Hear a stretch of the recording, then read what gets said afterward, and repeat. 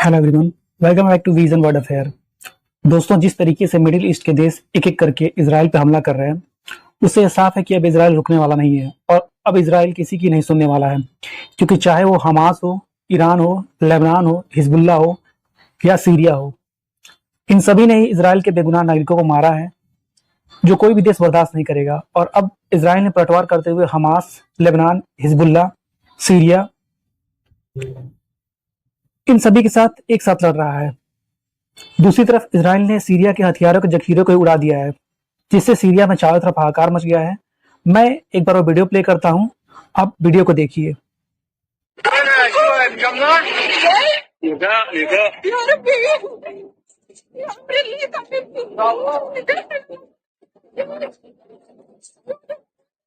ला या बाबा, ला ला ला।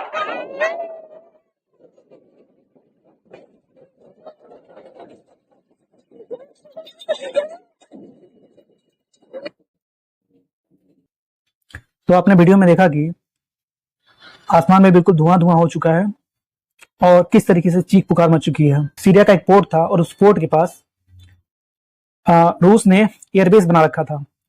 उसको किस तरीके से इजराइल ने उड़ाया है, उसे आप देखिए एक बार।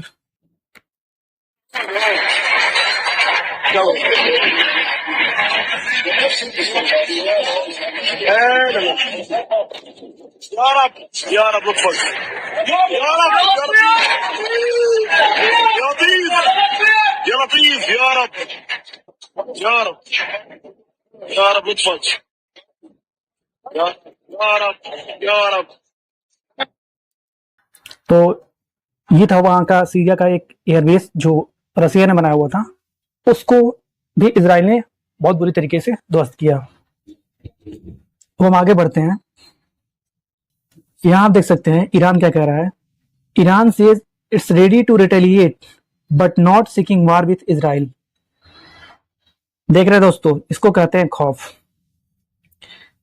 ईरान का ये कहना है कि हम रिटेलिएट करने के लिए तो तैयार हैं, but not seeking war with Israel, लेकिन युद्ध नहीं चाह रहे हैं। अब आप देखिए, अब दोस्तों आप लोग देखिए, इन्होंने इजराइल के निर्दोष नागरिकों को मारा, इतनी बुरी तरीके से मारा, इस युद्ध में पड़ने की इन्हें कोई जरूरत नहीं थी। और अब ये कह रहे हैं कि हम रिटेलिएट करेंगे लेकिन युद्ध नहीं चाहते हैं। जब मौत सामने आती है ना और डर लगता है, तो इंसान इसी तरीके की बातें करता है। इन्हें पता है कि ये कहीं ना कहीं इजराइल का सामना कर नहीं सकते, क्योंकि उसके पीछे यूएस खड़ा है। और इससे पहले भी इजराइल जो है, एक दो नहीं, 7 देशों को एक साथ धूल चढ़ा चुका है। तो ये इजराइल है, अब ऐसे तो इन्हें छोड़ने वाला है नहीं, क्योंकि किसी भी कंट्री के बेगुनाह नागरिकों को मारना कहीं से भी सही नहीं है। आगे बढ़ते हैं। यहां पे देखिए, इसमें कतर ने यहां क्या कहा है।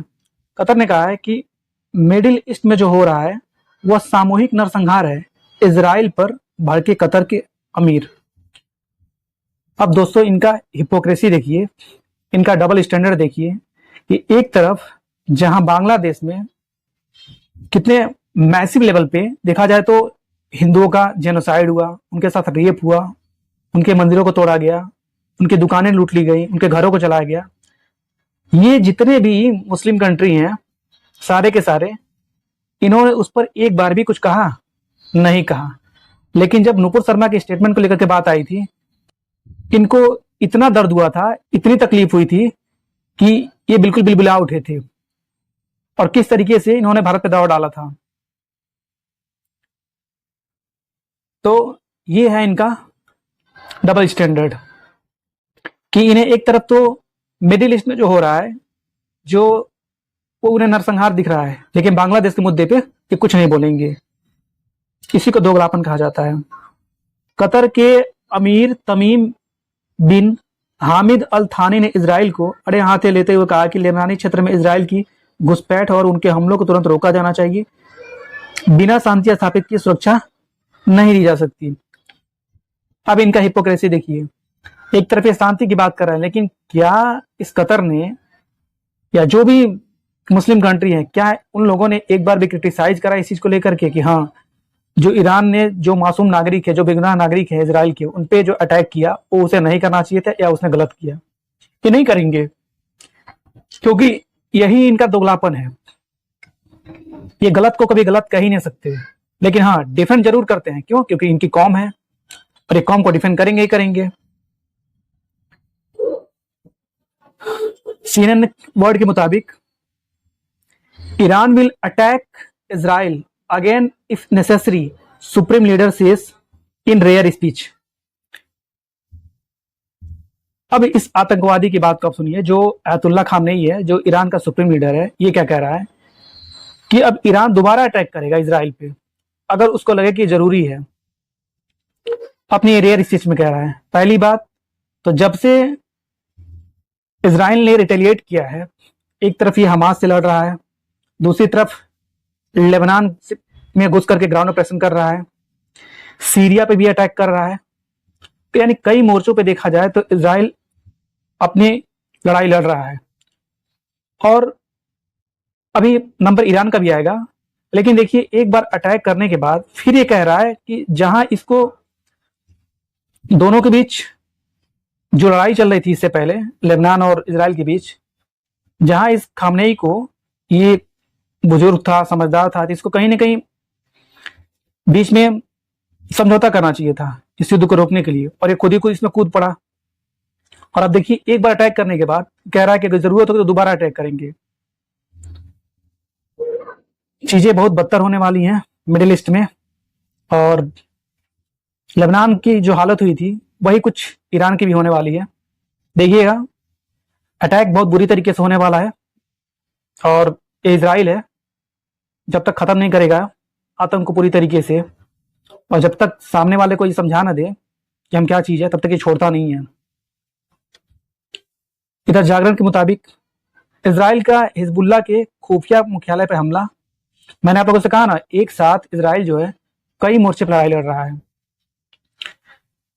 इसके खुफिया मुख्यालय पर हमला किया और 46 की मौत हुई। कतर बोला फलस्तीन राष्ट्र के बगैर शांति नहीं। देख रहे हैं दोस्तों दोगलापन कतर का, कि फलस्तीन राष्ट्र के बगैर शांति नहीं। अब आप लोग सोचिए कि जिस कंट्री के लोग आतंकवाद और आतंकवादी दोनों का सपोर्ट कर रहे हो, उनके बगैर क्या शांति जैसी चीज दुनिया में संभव नहीं है? मतलब बिल्कुल मूर्खों की तरह से बात कर रहा है ये जो कतर का जो आमिर है, जो भी है। आप इस चीज को देखिए कि फलस्तीन राष्ट्र के बगैर शांति नहीं। अच्छा,